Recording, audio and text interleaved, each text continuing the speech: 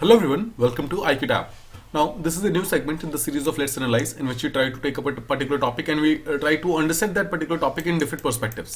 तो आज का जो टॉपिक है that is about the high tariffs that has been imposed by India on some electronic components. अब देखिए, बहुत सारी चीजें ऐसी है इलेक्ट्रॉनिक कंपोनेंट जिसको इंडिया इंपोर्ट करता है बाहर से, चाइना से, ऑस्ट्रेलिया से, जापान से खरीदता है, बट उसके ऊपर इंडिया ने कहीं ना कहीं टैरिफ्स उसको इंक्रीज करना स्टार्ट कर दिया है. स्पेशली अगर आपने पिछले 5-6 दिनों का न्यूज सुना होगा तो इंडिया ने काफी सारी चीजों पर अपने जो टैरिफ्स है, जो टैक्सेस है, उसको इंक्रीज कर दिया है. बेसिकली कोई भी कंट्री अगर इंडिया के अंदर आकर अपना सामान बेचना चाहती है, मतलब इंडिया को अगर एक्सपोर्ट करना चाहती है, यानी कि अगर उसको इंडिया इंपोर्ट करेगा तो उन सब चीजों पर उनको एक्स्ट्रा टैरिफ देना होगा. मतलब अगर एक चीज कोई अगर चीज 10 रुपए की मिल रही है, सिंपल टर्म्स में अगर देखें तो कोई 10 रुपए की चीज है, वो उसके ऊपर अगर 5 रुपए का टैरिफ इंडिया लगाता है तो वो चीज 15 रुपए की बिकेगी इंडियन मार्केट में. जिससे क्या होगा, और इसका बेसिकली मेन एम ही होता है. देखिए, जब भी कोई पर्टिकुलर सामान इंडिया के अंदर या फिर किसी कंट्री के अंदर जाता है, उसके ऊपर टैरिफ लगाने का मेन जो फैक्टर होता है, मेन जो रीजन होता है, वो ये होता है कि उस पर्टिकुलर सामान को थोड़ा सा महंगा कर दो, ताकि जो इंडिया की खुद की जो डोमेस्टिक इंडस्ट्री है, अगर वो सेम सामान बनाती है तो इंडिया की खुद की इंडस्ट्री को थोड़ा फायदा मिले यहाँ पर. ठीक है, तो मान लीजिए इंडिया भी यहाँ पर अगर कोई उसी सामान को 10 रुपए में बेच रहा है तो इंडिया का सामान को लोग प्रेफर करें कंपैरेटिवली इस 15 रुपए के सामान से ज्यादा लोग इंडिया को, जो इंडिया का डोमेस्टिक सामान है, उसको खरीदे. इसी चीज के लिए किया जाता है. बट यहाँ पर एक रिसेंटली एक रिपोर्ट आया है, उस रिपोर्ट ने ये बोला है कि देखिए, जो इलेक्ट्रॉनिक कंपोनेंट्स के ऊपर इंडिया जो टैरिफ्स लगा रहा है ना, वो कहीं ना कहीं इंडिया के अगेंस्ट जा रहा है और इंडिया के लिए ही काउंटर मतलब प्रोडक्टिव हो जा रहा है. मतलब इंडिया को कोई भी बिल्कुल से फायदा नहीं हो रहा, उल्टा घाटा होना स्टार्ट हो जा रहा है. तो हम इसी चीज को आज प्रॉपर्ली एनालाइज करने वाले हैं, इसके प्रोज एंड कॉन समझने वाले हैं कि एग्जैक्टली क्या सच है या फिर क्या सच में ये मतलब हमारे लिए सही नहीं हो रहा है या फिर सही हो रहा है. ठीक है, अब देखिए, सबसे पहले आपको समझना है कि एक रिपोर्ट आया है जिसका नाम है इंडियन सेलुलर एंड इलेक्ट्रॉनिक्स नाम की एक बॉडी है, उसने ये पर्टिकुलर रिपोर्ट निकाली है. उसने ये बोला है कि जो इंडिया लगातार हाई टैरिफ्स इंपोज कर रहा है, जितने भी इलेक्ट्रॉनिक कंपोनेंट्स को जो इंपोर्ट कर रहा है उसके ऊपर जो हाई टैरिफ्स इंपोज कर रहा है, उसके कारण इंडिया का जो प्रॉब्लम है वो बढ़ रहा है और ये काउंटर हो रहा है इंडिया के अगेंस्ट. मतलब इंडिया के लिए फायदेमंद नहीं हो रहा है, इंडिया के लिए घाटे का ये सौदा साबित हो रहा है. अब इंडिया का मेन काम क्या है, इंडिया का मेन एम क्यों है, क्यों इंडिया इलेक्ट्रॉनिक कंपोनेंट्स के ऊपर जो इंपोर्ट्स है उसको इंक्रीज कर रहा है, उसके ऊपर टैक्सेस क्यों इंक्रीज कर रहा है. उसका रीजन ये है कि इंडिया जो ग्लोबल कंपटीशन है उसको रिड्यूस करना चाहता है. तो जैसा हमने बात की कि मान लीजिए कोई डोमेस्टिक कंपनी है, वो भी अगर सेम चीजें यहाँ पे प्रोड्यूस करती है इंडिया के अंदर, और कोई इलेक्ट्रॉनिक कोई इंटरनेशनल कंपनी है, वो भी अगर सेम चीज आकर इंडिया के मार्केट में लाना चाहती है, तो इसके ऊपर जो इंटरनेशनल मार्केट है, इसके ऊपर थोड़ा सा इसका प्राइस इंक्रीज किया जाता है, ताकि जो डोमेस्टिक जो चीजें बना रही हैं उसके ऊपर लोग ज्यादा फोकस करें, ये सस्ते में मिल जाए, तो इस चीज को प्रॉपर्ली लोग ज्यादा खरीदे एज कम्पेयर टू दूसरी कंट्री. ठीक है, अब देखिए, अगर इसके स्कीम की बात करेंगे, जितनी भी स्कीम्स वगैरह आ रही हैं, ये सब जितने के कारण में जो टैक्सेस इंक्रीज कर रहे हैं, that is actually aimed at increasing the domestic production. हमारा जो इलेक्ट्रॉनिक प्रोडक्ट्स है उसको इंक्रीज करके, आपको याद होगा हमने कल या परसों डिस्कस किया था कि जो इंडिया की सॉफ्टवेयर इंडस्ट्री है उसको यहाँ पर काफी इंडिया डेवलप करना चाहता है. सॉफ्टवेयर इंडस्ट्री यानी स्पेशली जो चिप मेकिंग स्कीम है और जो चिप्स मेकिंग है जो इंडस्ट्री है इंडिया के अंदर, उसको ज्यादा इंक्रीज करना चाहता है. आपको याद होगा हमने कुछ दिनों पहले बात की थी C2S स्कीम के बारे में, चिप्स टू स्टार्टअप स्कीम के बारे में. ये भी किस लिए लॉन्च किया गया, इसी इसलिए लॉन्च किया गया है ताकि इंडिया की जो सॉफ्टवेयर और हार्डवेयर की इंडस्ट्री है, स्पेशली इलेक्ट्रॉनिक पार्ट को जो लेकर जो इंडस्ट्री है, उस चीज को और ज्यादा स्ट्रेंथन कर सके, उस पर्टिकुलर इंडस्ट्री के अंदर और ज्यादा प्रोग्रेस लाया जा सके. इसी चीज के लिए जितने भी इलेक्ट्रॉनिक कंपोनेंट्स जो बाहर से इंडिया इंपोर्ट करता है, जो बाहर से इंडिया के अंदर आता है, उसके ऊपर इंडिया ने टैरिफ्स लगाने स्टार्ट कर दिए हैं. बट कहीं ना कहीं टैरिफ जो है इंडिया के अगेंस्ट काम कर रहा है, इंडिया की तरफ काम नहीं कर रहा है. अब इस पर्टिकुलर रिपोर्ट को अगर आप देखेंगे, आईसीए की रिपोर्ट को, उस पर्टिकुलर रिपोर्ट ने क्या किया है, इंडिया का जो इलेक्ट्रॉनिक सेक्टर है उसको कंपेयर किया है चाइना, वियतनाम, मैक्सिको और थाईलैंड के साथ, और इसको समझाया कि एग्जैक्टली क्यों इंडिया के लिए फायदे का सौदा साबित नहीं हो रहा है. अब देखिए, रिपोर्ट ये शो करता है कि जितने भी कंट्रीज जिसके बारे में बात की, देखिए चाइना, वियतनाम, मैक्सिको, थाईलैंड या फिर इंडिया, सबके सब अपने डोमेस्टिक जो प्रोडक्शन है उसको इंक्लूड करने, मतलब इंक्रीज करने के लिए और ज्यादा स्ट्रेंथन करने के लिए मतलब एक ही टाइप की स्ट्रेटजीज को यूज करते हैं, मतलब सेम ही टाइप की स्ट्रेटजीज यूज करते हैं. जैसे कि देखो, अपने कंट्री के अंदर जो एफडीआई है उसको ट्रैक करते हैं, ताकि एफडीआई क्या होता है, बेसिकली जो बाहर की कंपनीज होती हैं वो टेक्नोलॉजी प्लस पैसा दोनों लेकर आती है और उस पर्टिकुलर कंट्री के अंदर इन्वेस्ट करती है. तो जैसे अगर इंडिया एफडीआई इन्वेस्ट कर रहा है, अट्रैक्ट कर रहा है, इसका मतलब क्या है कि इंडिया के अंदर एफडीआई आएंगे, मतलब बाहर की कंपनीज इंडिया के अंदर आएगी और इंडिया के अंदर पैसा भी लाएगी, टेक्नोलॉजी भी लाएगी, ताकि ज्यादा एफिशिएंटली काम हो पाएगा. तो हर एक कंट्री देखिए एफडीआई को अट्रैक्ट करती है, हर एक कंट्री अपनी डोमेस्टिक कैपेबिलिटीज को इंक्रीज करना चाहती है ताकि कॉम्पिटिटिवनेस इंक्रीज हो. ठीक है, देखिए, अगर सेम चीज यहाँ पर दो लोग बनाएंगे तो जो कंज्यूमर है उनके पास दोनों से खरीदने का ऑप्शन रहेगा. तो कंज्यूमर यहां से भी खरीद सकता है, यहां से भी खरीद सकता है. इसलिए जो ये पहला वाला इंडस्ट्री है जो ये चाहेगा कि और अच्छा क्वालिटी का स्कीम हो, मतलब वो पर्टिकुलर जो सामान बन रहा है वो और ज्यादा अच्छी क्वालिटी का हो ताकि लोग इसके पास आए. और सिमिलरली जो दूसरा कंज्यूमर है, जो दूसरा जो मैन्युफैक्चरर है, वो भी यही चाहेगा कि जो भी चीजें हम बना रहे हैं उसकी क्वालिटी को और इंप्रूव करें ताकि हम इससे ज्यादा सामान बेच सकें, और इसी तरीके से कॉम्पिटिशन ये इंक्रीज होता रहता है. ठीक है, अब देखिए, थर्ड जो काम होता है, एक तो हो गया आपको एफडीआई बुलाना है, सेकंड हो गया कि आपको आपकी जो डोमेस्टिक कैपेबिलिटीज उसको और ज्यादा इंप्रूव करना है, और थर्ड है जो आपका एक्सपोर्ट्स है उसको आप इंक्रीज करना चाहते हो, और फाइनली जो भी एक्सपोर्ट हो रहा है उसको आप एक मार्केट के साथ प्रॉपर्ली लिंक करके ग्लोबल लेवल पे जो ग्लोबल मार्केट है उसकी वैल्यू चेन के अंदर आप इंक्लूड होना चाहते हो। तो जो जो यहाँ पर जो रिपोर्ट है उसके अंदर ये बोला जा रहा है कि भले ही वो इंडिया हो, भले ही वो चाइना हो, वियतनाम हो, मैक्सिको, थाईलैंड हो, कोई भी कंट्री हो, वो यही 4 मेथड्स यूज करती है। एफडीआई को इन्वेस्ट अट्रैक्ट करती है, और डोमेस्टिक कैपेबिलिटीज को इंक्रीज करती है, एक्सपोर्ट बढ़ाती है और मार्केट के साथ लिंक करना चाहती है। फिर इंडिया को यहाँ पर फायदा क्यों नहीं हो रहा है, इंडिया को नुकसान क्यों हो रहा है? अब देखिए एक डेटा समझते हैं। डेटा ये है कि अगर बाकी कंट्रीज को देखेंगे 1980 को और 2020 को आप यहाँ पर कंपेयर कर सकते हैं, ठीक है। 1980 को और 2020 को हम कंपेयर कर रहे हैं। पहले देखिए चाइना को समझिए। चाइना की अगर आप बात करेंगे जो जितना भी इसका इलेक्ट्रॉनिक इंडस्ट्री है, जितना भी ऑफिस इक्विपमेंट्स है, टेलीकॉम जो इक्विपमेंट्स है, जो कि बेसिकली इलेक्ट्रॉनिक से रिलेटेड है, और 1980s के टाइम में इनकी रैंकिंग 35 हुआ करती थी ग्लोबल लेवल पे चाइना की। अब वो फर्स्ट पे आ गए हैं, मतलब 35 से लेकर 1, यानी कि इनका बहुत बड़ा इन्होंने जंप लिया है पिछले 20 से 30 सालों के अंदर। सेकंड कंट्री देखिए वियतनाम। वियतनाम की तो बात करेंगे 1980s के टाइम में तो ये लोग कुछ एक्सपोर्ट ही नहीं करते थे, मतलब कुछ बनाते ही नहीं थे। स्पेशली इलेक्ट्रॉनिक प्रोडक्ट जो है इनके यहाँ बनना स्टार्ट होता है 1990s के बाद में, और तभी इनका एक्सपोर्ट होना स्टार्ट होता है। अब सोचिए 1990s से जो चीजें एक इंडस्ट्री बननी स्टार्ट हुई तब से लेकर अभी तक, यानी कि पिछले 20 सालों में जो वियतनाम है वो 8th लार्जेस्ट एक्सपोर्टर बन चुका है इलेक्ट्रॉनिक इंडस्ट्री का। थर्ड देखिए मैक्सिको 1980s के टाइम में 37th रैंक पे था, अब वो इंक्रीज होकर 11th रैंक पे आ चुका है, मतलब ये इसने भी काफी अच्छा रैंकिंग किया है।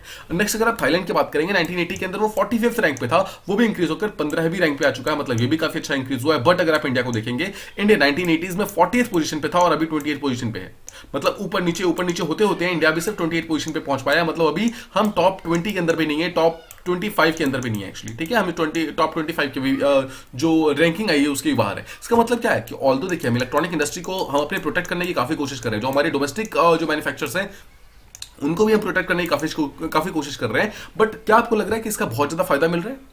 देखिए अब इसको हम थोड़ा सा एक डिफरेंट पर्सपेक्टिव में समझने की कोशिश करते हैं कि अगर आप किसी एक पर्टिकुलर चीज पे टैरिफ को इंक्रीज कर भी देते हो तो उससे इलेक्ट्रॉनिक इंडस्ट्री को घाटा क्या हो रहा है। क्वेश्चन तो ये है ना कि घाटा हो रहा है, बट समझना ये है कि घाटा क्यों हो रहा है। देखिए अगर आप जो ये रिपोर्ट आया है उसको प्रॉपर्ली समझेंगे कि जितने भी कंट्रीज है ऑल्दो उन्होंने सबने सेम पॉलिसी चूज की है, बट एक अगर आप डिफरेंस देखेंगे कि इंडिया में और जो बाकी कंट्रीज जैसे चाइना है, दोनों में मेन डिफरेंस क्या है तो कि इंडिया ने अपने बहुत सारे जो इंपोर्ट मतलब बहुत सारे इलेक्ट्रॉनिक कंपोनेंट्स जो इंडिया इंपोर्ट करता है ना, जो बाहर से खरीदता है, उन पर बहुत काफी हैवी ये टैक्सेस वगैरह लगा देता है और इस टैक्सेस के ऊपर रिलाई करता है। मतलब अपनी डोमेस्टिक जो प्रोडक्शन है उसको इंक्रीज ना करके इंडिया मतलब इस बात पे करता है कि हम टैक्सेस को इंक्रीज कर देंगे, उससे क्या होगा, दूसरी कंट्री के जो लोग चीजें हैं यहाँ पर ज्यादा बिकेंगी नहीं।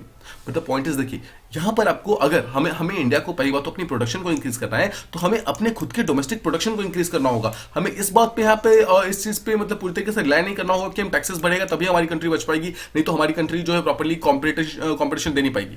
अगर आप एक डोमेस्टिक कोई कंपनी की बात करेंगे और किसी इंटरनेशनल कंपनी की बात करेंगे तो ये तो नॉर्मल सी चीज है ना कि इंटरनेशनल जो कंपनी होगी वो कंपैरेटिवली ज्यादा डेवलप्ड होगी, इसीलिए तभी तो वो दूसरे कंट्रीज में जाकर चीजों को एक्सपोर्ट कर पा रही है।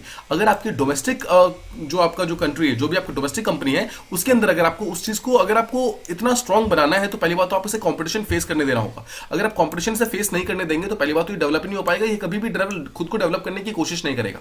इसलिए जब तक कंपटीशन एक स्ट्रिक्ट कंपटीशन नहीं मिलेगा तब तक खुद को डेवलप करने की कोशिश नहीं करेगा। इसीलिए यहां पर जितने भी जो डोमेस्टिक कंपनीज है कहीं ना कहीं घाटे की तरफ जा रहे हैं। देखिए जितने भी इंटरनेशनल चीजें आ रही हैं उसके ऊपर तो टैक्सेस इंक्रीज हो गया, मतलब इनका सामान उतने अच्छे से बिक नहीं रहा है, इसीलिए डोमेस्टिक जो है देखिए डोमेस्टिक कंपनीज को पता है एक चीज तो कि इनका टैक्सेस कम होने वाला है नहीं इंटरनेशनल वालों का, तो कम अगर होगा नहीं तो हमारा कोई भी सामान अभी फिलहाल खतरे पे नहीं है। इसलिए डोमेस्टिक जितने भी कंपनीज है वो बहुत ज्यादा यहाँ पे इनोवेशन की तरफ ध्यान नहीं दे रही हैं। ये मेन प्रॉब्लम है हमारा, ठीक है। हमें इनोवेशन पे ध्यान रखना है, हमें लगातार अपनी इंडस्ट्रीज को यहाँ पे डेवलप करते रहना है।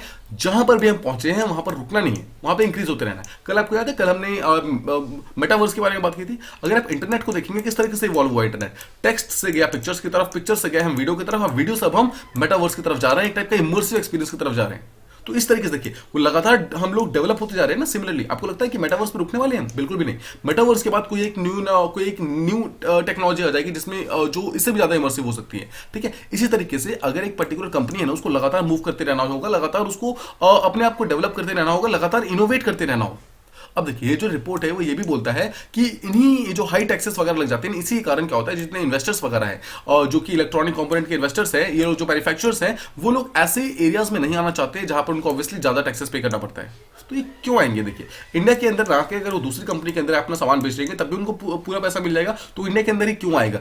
इंडिया के अंदर ऑलरेडी टैक्सेस इतना ज्यादा है कि इंडिया की जो खुद की पार्टिसिपेशन है, हमारा जो डोमेस्टिक इंडस्ट्री है वो इतना एक्सपोर्ट ही नहीं कर पा रहा है इलेक्ट्रॉनिक की मतलब सेक्टर के अंदर कि हम ग्लोबल वैल्यू चेन के अंदर आ सके।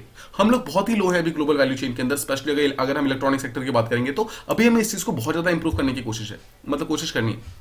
अब देखिए इंडियन इकोनॉमी का अगर आप साइज देखिए, इंडियन इकोनॉमी जो है ऑलमोस्ट उसकी इकोनॉमी बन चुकी है, ट्रिलियन डॉलर्स की इकोनॉमी बन चुकी है, बट इसके बावजूद हमारा जो पार्टिसिपेशन है इंटरनेशनल ट्रेड के अंदर, इंटरनेशनल एक्सपोर्ट के अंदर, वो काफी कम है। अभी हमें बहुत कुछ करना बाकी है कि हम अपने आप को प्रूव कर सके कि जो नेशनल लेवल पे और जो इंटरनेशनल लेवल पे इंडिया है उसकी कैपेबिलिटी काफी स्ट्रांग है। इंडिया अपने आप को यहाँ पर प्रूव कर सकता है। इस चीज को प्रूव करने के लिए इंडिया को भी काफी टाइम लगेगा। नाउ अगर आप देख, अच्छा ठीक है, सेकंड चीज समझते हैं। मान लिया कि अपने एक जितने भी इंटरनेशनल कंपनीज आई थी उनके ऊपर आपने टैक्सेस इंक्रीज कर दिए, इनका सामान आपने थोड़ा सा महंगा कर दिया, तो क्या इसका फायदा डायरेक्टली डोमेस्टिक मैन्युफैक्चरर्स को हो रहा है? ये भी तो नहीं हो रहा ना, ये भी तो गलती है कि जितने भी डोमेस्टिक मार्केट्स थे हम ये अज्यूम कर रहे थे कि उनको डायरेक्टली बेनिफिट्स मिलेगा। ऑब्वियसली अगर इंटरनेशनल कंपनीज को यहाँ पर बेनिफिट नहीं मिल रहा है तो डोमेस्टिक कंपनीज को मिलना चाहिए ना, बट ये वाला अजम्पशन भी पूरी तरीके से गलत है, बिकॉज जो डोमेस्टिक कंपनी है उनको भी कोई बेनिफिट नहीं मिल पा रहा है। कैसे नहीं मिल रहा? देखिए यहां पर एक आप छोटा सा डेटा देखिए, एक फोन्स की बात करते हैं, ठीक है। फोन जो अभी फोन चल रहे हैं उसमें एक पीएलआई स्कीम लॉन्च किया गया था। पीएलआई का मतलब क्या होता है? Production linked incentive scheme. मतलब जो प्रोडक्शन है उसको इंसेंटिवाइज करने के लिए, उसको इंक्रीज करने के लिए एक टाइप की स्कीम चलाई गई थी, जहां पर काफी सारा पैसा इस पर्टिकुलर सेक्टर के अंदर इन्फ्यूज किया गया था। अब ये पीएलआई स्कीम जो है ये फोन्स के अंदर चल रहा है, ठीक है। अब ये ऑपरेशनल होने के बावजूद माना जा रहा है कि 2025-26 जब तक पहुंचेगा तब तक हमारी जो इस पर्टिकुलर यानी कि मोबाइल्स की जो इंडस्ट्री है वो अराउंड 55 बिलियन डॉलर्स तक पहुंच पाएगी।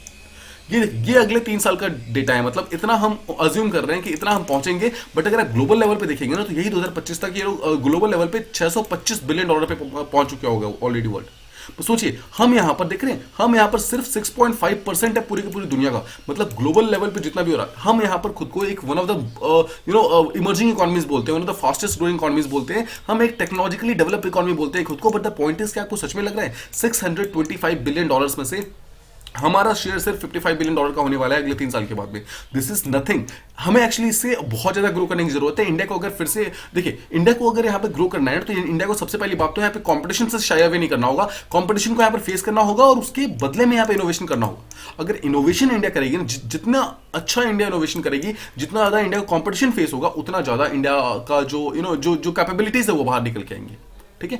अब देखिए बोला जा रहा है कि जो इंडिया की डोमेस्टिक मार्केट है वो सिर्फ अभी 6.5% के आसपास में, और अगर बहुत फास्ट ग्रोथ करती है, बहुत फास्ट ग्रो करती है, तब जाकर हम शायद कहीं 8.8% के आसपास पहुंच जाएंगे। बट स्टिल हम 10% के आसपास भी नहीं है। आप देख रहे हैं 10% से भी हम अराउंड 1% पीछे हैं, और 1% इसमें लैक्स ऑफ करोड़ का यहाँ पे वो है, वैल्यू है, ठीक है।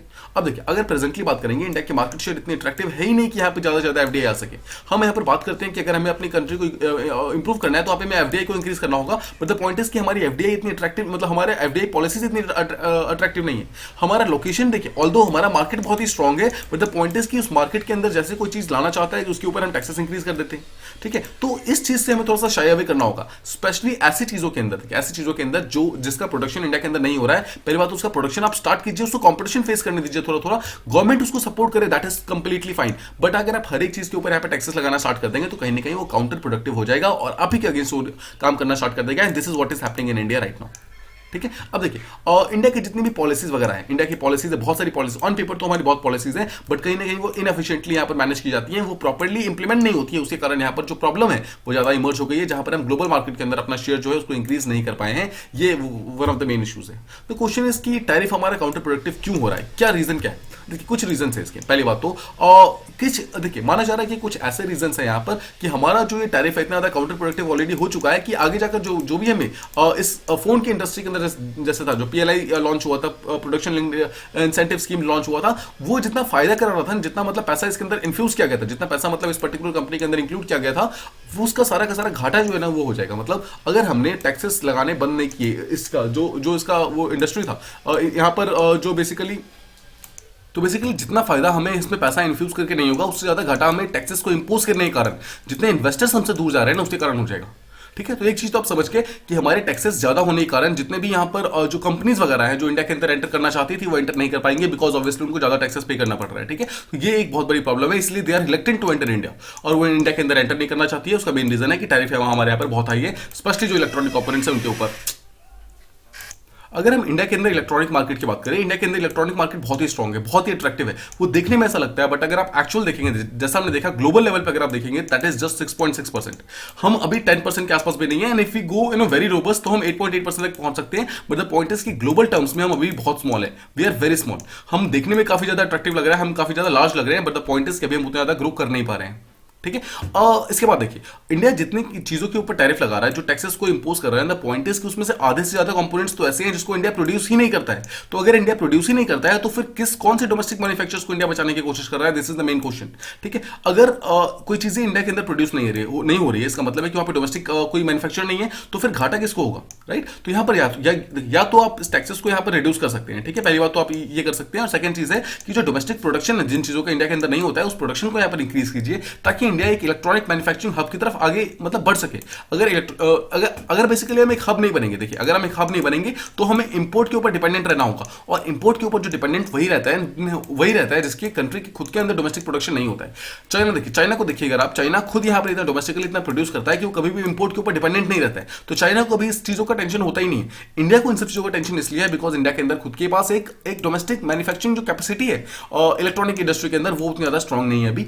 यस, ये बात सही है कि इंडिया के अंदर अभी भी ये एक इवॉल्विंग इंडस्ट्री, आपको ध्यान रखना है। ठीक है, it is still evolving economy, एक टाइप की ऐसी इंडस्ट्री जो अगले 5 साल के अंदर हो सकता है धीरे धीरे बूम करना स्टार्ट करे। गवर्नमेंट इसके लिए काफी एक्शंस भी ले रही है, काफी सारे स्टेप्स भी ले रही है, बट द पॉइंट इज कि यहां पर हमें कुछ ऐसे स्टेप्स लेने होंगे जो कि बाकियों से अलग है।